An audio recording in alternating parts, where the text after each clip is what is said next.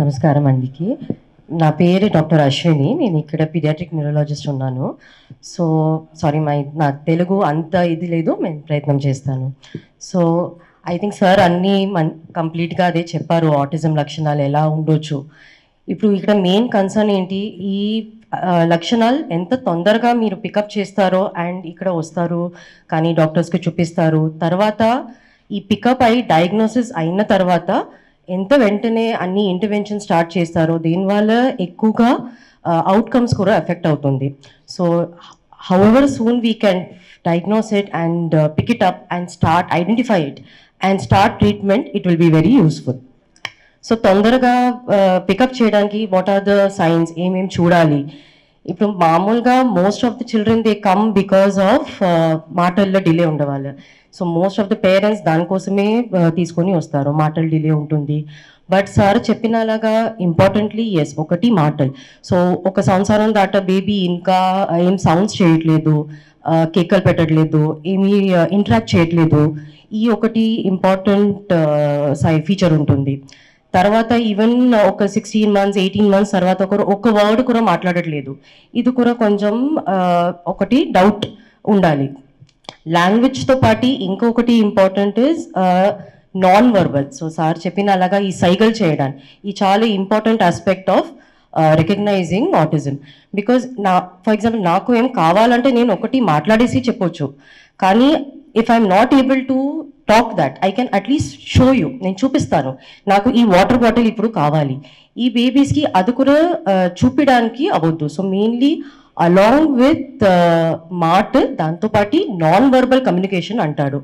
So ఈ cycle చేయడానికి, gestures చూపించడానికి, కానీ బాయ్ చెప్పడానికి, హాయ్ చెప్పడానికి, ఇలాగా యూజువలీ 9 months 1 year దాకా బేబీస్ చేస్తారు. దాని తర్వాత కూడా చేయట్లేదు, కొంచెం సస్పిషన్ ఉండొచ్చు ఆటిజం లక్షణాలు. తర్వాత ఒకటి చెప్తారు, there is a decrease in joint attention అలాగా అంటాడు. సో మామూలుగా చిన్నపిల్లలకి ఈ ఏజ్లో అరౌండ్ 1 year ఇలాగా 9 months to 1 year ఇలాగా మీ ఏం కామన్గా ఏం వాళ్ళు ఇంట్రెస్టింగ్గా ఏం చూపిస్తారు, చూడండి అక్కడ అది ఉంది, మమ్మీ డాడీ దగ్గర చూస్తారు, వాళ్ళు అక్కడ చూస్తున్నారా ఆ ఇంట్రెస్టింగ్గా ఏం ఉంటుందో. ఫర్ ఎగ్జాంపుల్ ఎక్కడో ఒక ఐస్ క్రీమ్ ఉంది, అది కావాలి, వాళ్ళు అక్కడ వెంటనే చూస్తారు, మమ్మీ డాడీ దగ్గర కూడా చూస్తారు అక్కడ చూస్తున్నారా లేదా అని. అలాగా వాళ్ళు ఏం రెస్పాన్స్ యూజువలీ ఈ పిల్లలకి ఆ జాయింట్ టెన్షన్ కూడా వాళ్ళకు లేదు. సో ఇలాగా తర్వాత నేను మీకు మాట్లాడినట్టు నేను మీ వైపు చూసేసి మాట్లాడతాను, మీ ఫేస్ చూసేసి ఐస్లో కాంటాక్ట్ ఇస్తాను. ఈ బేబీస్ యూజువలీ అలాగా కూడా చేయొద్దు. సో ఒక 3 months 4 months మ్యాక్సిమం బేబీస్కి మీ మాట్లాడినట్టు వాళ్ళు చూసేసి నవ్వుతాడు. సో అలాగా సోషల్ స్మైల్ అంటాడు, అది కూడా కొంతమంది బేబీస్కి మేబీ ఉండకుండా ఉండొచ్చు. So these are some of the అర్లీగా కూడా ఇలాగా ఉండొచ్చు. So we have to think of autism possibly ఇలాగా ఉన్నప్పుడు, అది ఉంటుంది అలాగా లేదు, బట్ పాసిబిలిటీ. తర్వాత ఇంకొకటి important aspect of autism sir చెప్పిన అలాగా అలాంగ్ విత్ మాటల్ డిలే, 2 కమ్యూనికేషన్లో డిఫెక్ట్ ఇంపైర్మెంట్ ఉంటుంది. దాంతోపాటు వాళ్ళకి ఇంకొకటి ఇంటరాక్షన్ తక్కువగా ఉంటుంది. It is not like they don't want to interact, they don't need to interact, interest లేదు అంత ఇంటరాక్షన్లో. సో మామూలుగా 1 year 1.5 yearలో బేబీస్ వేరే పిల్లలతో పాటు ఆడుకోవడానికి వెళ్తాడు. ఈ babies they will try to be amongst themselves, వాళ్ళే ఒకటి సాలిటరీగా ఉంటాడు, కానీ వాళ్ళ టాయ్స్తో పాటు they will just play, they will not go and interact with other children. Some of them might even ఏడుస్తాడు ఎక్కువగా వేరే పిల్లలతో పాటు పెట్టించినప్పుడు. So decreased interaction with other children their own age is a very another important thing in which we can pick up. ఇంకొకటి important symptom of autism along with ఈ decrease communication కానీ decrease interaction is that వాళ్ళకు రెపిటేటివ్గా కొంచెం movements చేస్తారు. So stereotypy మూమెంట్స్ని అంటాడు. It will be both movements కానీ మాటల్లో కూడా ఇలాగా మీకు కనిపించవచ్చు. దే మైట్ బి కాన్స్టెంట్లీ ఇక్కడ అక్కడ రన్నింగ్ చేస్తాడు, జంపింగ్ చేస్తాడు, spinning. Some of them might have ఇలాగా హ్యాండ్ ఫ్లాపింగ్ ఇలాగా, కానీ ఫింగర్ ట్వర్ల్ చేస్తారు. So they will not be able to control. So they keep doing this repetitive movements. కానీ some of them they will just keep సడన్గా ఏడుస్తాడు, shouting, వెంటనే మళ్ళీ shout చేస్తారు. ఇలానే కూడా some of them can have ఇలాగా సిమ్టమ్స్ కూడా ఉండొచ్చు. These are all essential for us also to pick up autism. దాని తర్వాత సార్ చెప్పినలాగా ఇంకా చాలా మంది ఇలాగా సెన్సరీ ఇష్యూస్ ఉండొచ్చు, కానీ ఏమీ రెస్పాన్స్ ఇవ్వద్దు. సార్ చెప్పినలాగా మళ్ళీ వాళ్ళు మోస్ట్ కామన్ క్వశ్చన్ ఇస్, ఇప్పుడు ఆటిజం డయాగ్నోస్ చేసిన తర్వాత మెడికేషన్స్ ఉన్నాయా, మంది ఇవ్వాలా, ఏం మంది ఇవ్వాలి, will it work, will it cure? So core symptoms ఇది నేనేం చెప్పినాను, దానికి స్పెసిఫిక్గా ఏం మెడిసిన్స్ లేదు. మ్యాక్సిమం ఎవిడెన్స్ ఇలాగా థెరపీస్కి ఉంటుంది. Occupational therapy, speech therapy, behaviour therapy, ఈ రకాల థెరపీస్కి ఎక్కువగా రీసెర్చ్ కానీ ఎవిడెన్స్ ఉంది. మెడిసిన్స్ ఇస్తారు ఎందుకు, బికాస్ ఈ ఆటిజంతో పాటు కొంతమంది బేబీస్కి వేరే రకాల సిమ్టమ్స్ కూడా ఉండొచ్చు, లైక్ అసోసియేటెడ్గా ఫిట్స్ ప్రాబ్లం ఉండొచ్చు, కానీ కొంతమందికి ఈ కాన్స్టిపేషన్, మోషన్స్ వెళ్ళడానికి ప్రాబ్లం అవ్వచ్చు, రిఫ్లక్స్ ప్రాబ్లమ్స్, ఇలాగ వేరే రకాల, చాలా మందికి స్లీప్లో ప్రాబ్లం ఉండొచ్చు, నిద్ర రాదు. సో ఈ రకాల ప్రాబ్లమ్స్కి మెడికేషన్స్ ఉన్నాయి. తర్వాత ఈ మెయిన్ ఎవిడెన్స్ కానీ interventions is mainly therapies. So I think నేను ఇప్పుడు మేడంకి కూడా ఇస్తాను, మీకు ఎక్స్పర్ట్స్ చెప్తారు ఏ రకాల థెరపీస్ ఏమేమి చేయవచ్చు. నేను నిమ్హాన్స్లో ఎంఫిల్ అండ్ పిహెచ్డి చేశాను, అండ్ ఇక్కడ వైజాగ్లో చాలా కాలం నుంచి నేను ఉన్నాను. నేను టీచింగ్లో ఉన్నాను, ప్లస్ నా క్లినికల్ ప్రాక్టీస్ కూడా ఉన్నది. సో ఇప్పుడు ప్రసన్న కుమార్ సార్ చెప్పినట్టు ముందు, అంటే నేను చాలా కాలం ముందు నా ఎంఫిల్ అండ్ పిహెచ్డి చేశాను.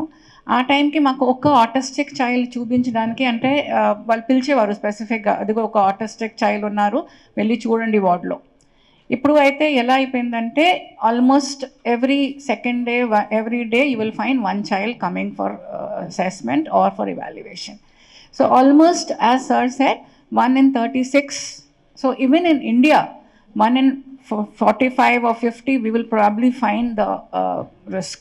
So autism or autism spectrum disorder ఎక్కువ అయిపోయింది. ఎందుకు ఎక్కువ అయిపోయింది? చాలా రీజన్స్ ఉండొచ్చు. ఫస్ట్ రీజన్ ఏంటంటే చాలామంది పేరెంట్స్ బిజీగా ఉండడం, పిల్లలకి అంటే ఇప్పుడు అట్లీస్ట్ 5-6 ఇయర్స్ నుంచి 10 ఇయర్స్ నుంచి నేను చూస్తున్నాను, వాళ్ళకి ఫోన్ ఇవ్వడం, లేకపోతే screen time. So increase screen time ఇచ్చేస్తారు. అండ్ ప్లస్ ఈవెన్ చాలామంది మాకు యూఎస్ నుంచి కానీ వేరే కంట్రీస్ నుంచి కానీ వాళ్ళు వస్తారు, when they come for a holiday or specifically వాళ్ళు దీనికోసం వస్తారు. దెన్ చైల్డ్ని ఇక్కడ వదిలేసి వెళ్తారు, బికాస్ అక్కడ చైల్డ్ చాలా లోన్లీగా ఉంటున్నారు, ఏమీ ఆడుకోవడానికి ఎవరు ఉండడం లేదు. ప్లస్ చైల్డ్కి వాళ్ళు ఫోన్ కానీ ఐప్యాడ్ కానీ ఇచ్చేసి అలా అలవాటు చేసేస్తున్నారు.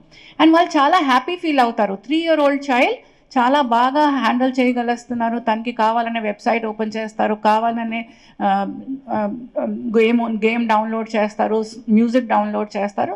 వాళ్ళకి అది అనిపిస్తుంది child is very intelligent, so డిఫరెంట్గా ఉన్నారనమాట. కానీ చైల్డ్కి ఇవి అన్నీ అలవాటు అయిపోతున్నాయి, బట్ మాటలు అలవాటు అవ్వట్లేదు, పేరెంట్స్తో కనెక్షన్ అలవాటు అవ్వట్లేదు, పేరెంట్స్తో as madam said eye contact ఉండటం లేదు, తనకి ఏం కావాలనో అడగడం లేదు, ఓన్లీ ప్రతి దానికి లాక్కుని వెళ్తారు, తోస్తారు, ఇది కావాలి. సో చైల్డ్కి ప్రాపర్ కమ్యూనికేషన్ రావట్లేదు.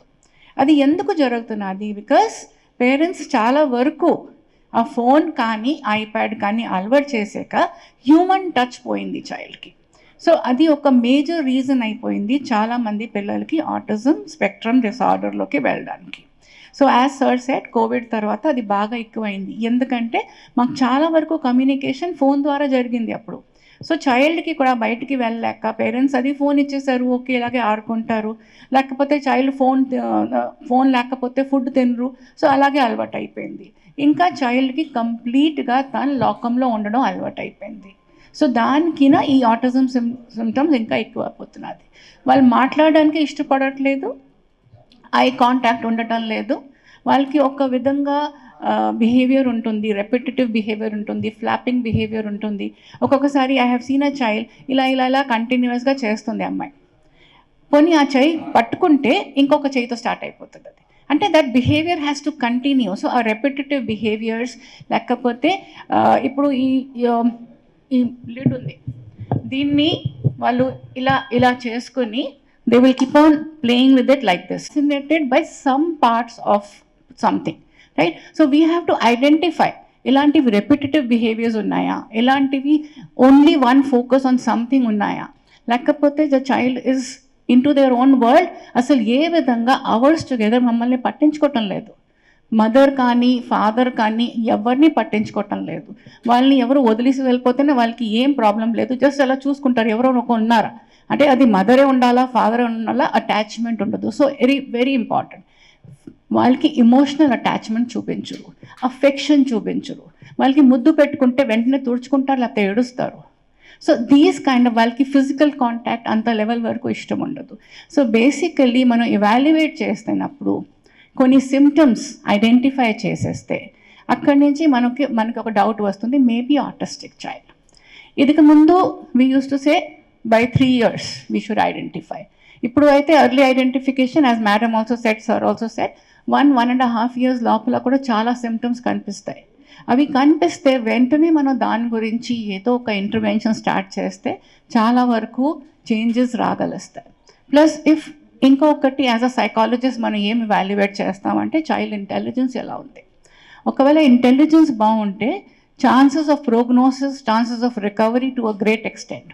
సో ఇంటెలిజెన్స్ లెవెల్ మనం ఎలాగా ఎవాల్యుయేట్ చేస్తాం, కొన్ని టెస్ట్లు ఉంటాయి, దాని మూలంగా ఎవాల్యుయేట్ చేస్తాం. డైలీ యాక్టివిటీస్ ఎలా ఫాలో అవుతున్నారు చైల్డ్, దానివల్ల ఎవాల్యుయేట్ చేస్తాం. అలాగే చైల్డ్ ఏ విధంగా ఫాలో అయిపోతున్నారు, ఈవెన్ దో ఫోన్లో ఉన్నారు కానీ ఏ విధంగా మిగతావి అన్నీ తెలిసిపోతున్నాయి. సో ఇంటెలిజెన్స్ మనం కొన్ని అసెస్మెంట్స్ చేస్తాం. ఒక సెగ్మెంట్ ఫామ్ బోర్డ్ అని వాడచ్చు, లేకపోతే వేరే స్కేల్స్ ఉన్నాయి. There are number of scales. ముందు ఒక కార్స్ స్కేల్ ఉండేది, ఇప్పుడు కార్స్ 2 ఉంది.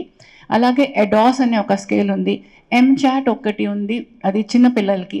తర్వాత ఇండియన్ స్కేల్స్ ఒక 2 ఫాలో అవుతాం. ఇసా అని చెప్పేసి అది NIMHలో హైదరాబాద్లో వాళ్ళు స్టాండర్డైజ్ చేశారు.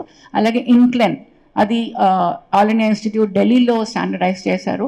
సో ఈ స్కేల్స్ యూజ్ చేసుకొని ఆటిజం లెవెల్ ఎంత ఉందో, ఎంతవరకు దానివల్ల డిసెబిలిటీస్ ఉన్నాయి, ఆ ప్రకారంగా చైల్డ్కి ఏమేం చేయగలిస్తే బాగుంటుంది. సో ఏ ఏరియాలో ప్రాబ్లం ఉంది, స్పీచ్లో ఎక్కువ ప్రాబ్లం ఉంది, బిహేవియర్లో ఎక్కువ ప్రాబ్లం ఉంది, రెపిటేటివ్ బిహేవియర్ ఉందా, తర్వాత విచ్ ఆల్ సిమ్టమ్స్, ఇప్పుడు ఐ కాంటాక్ట్ పువర్గా ఉంది, సెన్సరీ ఇంటిగ్రేషన్ ప్రాబ్లమ్స్ ఉన్నాయి, లేకపోతే సెన్సరీ ఓవర్ రెస్పాన్సివ్నెస్ ఉంది, అలాగా రెపిటేటివ్ బిహేవియర్స్లో ఏ విధంగా చైల్డ్ ఏ దానికి అటెండ్ అవుతారు, ఏది తనకి ఇష్టం, ఆ ప్రకారంగా అవి అనలైజ్ చేస్తాం. తర్వాత దీని థెరపీస్లో ఒకటి చాలా పాపులర్ అయింది ABA, applied behaviour analysis. So basically ఏం చూస్తామంటే ఏది బిహేవియర్ చైల్డ్ ఎక్కువగా చేస్తున్నారు, ఏ బిహేవియర్ తక్కువ ఉంది. నా పేరు లక్ష్మి, నేను స్పీచ్ థెరపిస్ట్. ఇప్పుడు వరకు ద ప్రొఫెషనల్స్ అందరూ చెప్పినట్టు ఆటిస్టిక్ చైల్డ్కి బిహేవియర్ ప్రాబ్లమ్స్ ఉంటూనే ఉంటాయి. మీకు ఇప్పటికి ఈ పాటికే చాలా మట్టుగా అర్థమై ఉంటుంది.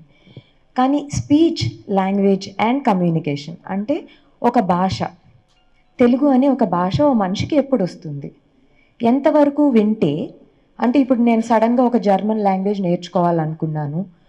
సో 6 నెలలు నేను ఆ జర్మన్ లాంగ్వేజ్ వింటూ ఉంటే, ఆ వర్డ్స్ నాకు బ్రెయిన్కి వెళ్తూ ఉంటే 6 నెలల తర్వాత నేను ఒక వర్డ్ మాట్లాడగలుగుతాను. వెంటనే అలా కొత్త భాషలు మాట్లాడడం మనకి కూడా అవ్వదు. సో అలాగే చిన్నపిల్లలు పుట్టినప్పటి నుంచి ఒక భాషని కంటిన్యూస్గా వింటూ ఉంటూ 6వ నెలకి, పుట్టిన పిల్లలు 6వ నెలకి ఒక పదం మాట్లాడడానికి ట్రై చేస్తారు. సో 6 నెలల నుంచే మాట వచ్చిందా లేదా అనేది పేరెంట్గా మీరు చూసుకోవడం చాలా చాలా ఇంపార్టెంట్. సో ఒక భాష బ్రెయిన్కి ఎలా ఎక్కుతుంది అంటే, ఒకవేళ ఒక పిల్లాడు నార్మల్గానే పుట్టాడు అనుకోండి, బ్రెయిన్ ఆల్రెడీ హై ఫైర్లో ఉంటుంది. అది వేడివేడిగా ఏం వస్తుందా, ఏం తీసుకుందామా అని ఉంటుంది రెడీగా. సో ఒక హాట్ బ్రెడ్ మీద బటర్ వేసినట్టు పీల్చుకుంటుంది. ఎంత లాంగ్వేజ్ ఇస్తే అంతా తీసుకుంటుంది. ఒక్కొక్కసారి 2 లాంగ్వేజెస్ ఇస్తే 2 లాంగ్వేజెస్ తీసుకుంటుంది. ఒకే భాష ఉండాలి అని రూల్ లేదు. సో ఆ 6 నెలలు వాళ్ళు తీసుకున్న భాషనే వాళ్ళు తిరిగి మాట్లాడడానికి ప్రయత్నిస్తూ ఉంటారు.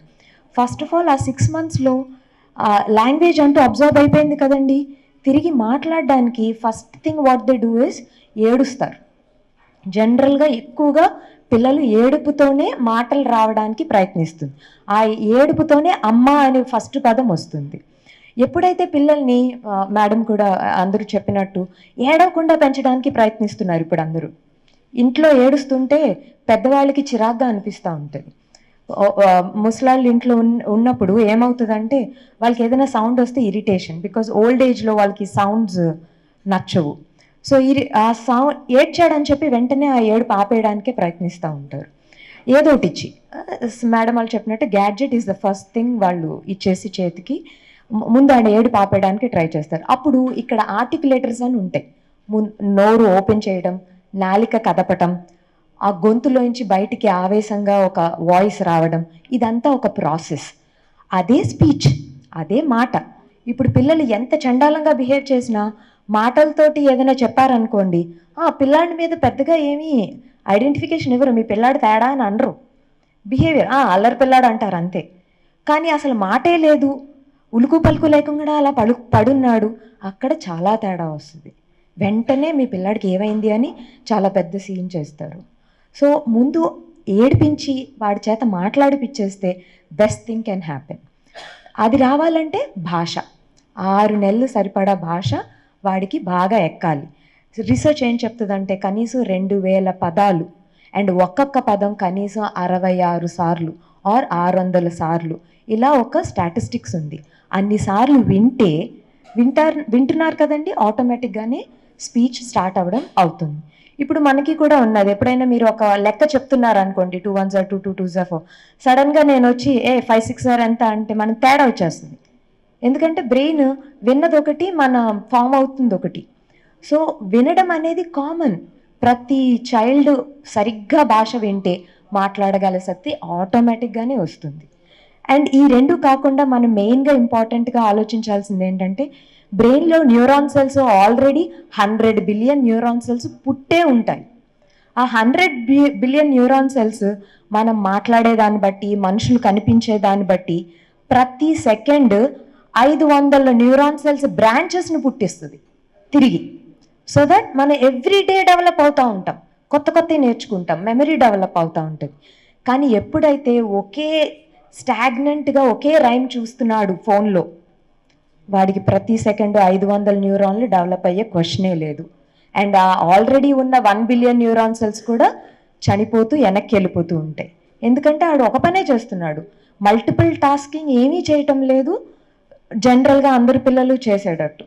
సో దానివల్ల న్యూరాన్ సెల్స్ ఎప్పుడైతే వెనక్కి వెళ్ళిపోతాయో వాడికి అమ్మ నాన్న చుట్టుపక్కల ఏం ఆబ్జెక్ట్స్ ఉన్నాయి, ఏదైనా డేంజర్, గట్టిగా దెబ్బ తగిలింది, బ్లడ్ వచ్చేస్తుంది, చూస్తాడు అంతే. కనీసం ఆ నొప్పి కూడా ఆడికి తెలియదు. మళ్ళీ పేరెంటే ఎత్తుక్కుని అయ్యోరా నీకు నొప్పి వస్తుందని ఫస్ట్ ఎయిడ్ చేసుకోవాలి. సో ఇంత దారుణంగా వెనక్కి వెళ్ళిపోతారు ఆ 100 బిలియన్ న్యూరాన్ సెల్స్ని మనం స్టిమ్యులేట్ చేయకపోతే. ఎలా స్టిమ్యులేట్ చేయాలి? మనుషులు. ఇప్పుడు మనం ఎవరి దగ్గర అయితే ఏదైనా నేర్చుకున్నామో వాళ్ళ దగ్గరే కన్వీనియంట్గా మనం పర్ఫామ్ చేయగలుగుతాం. తెలుగు నేర్చుకుంటే తెలుగు మాట్లాడేవాడితో బాగా మాట్లాడగలుగుతాం.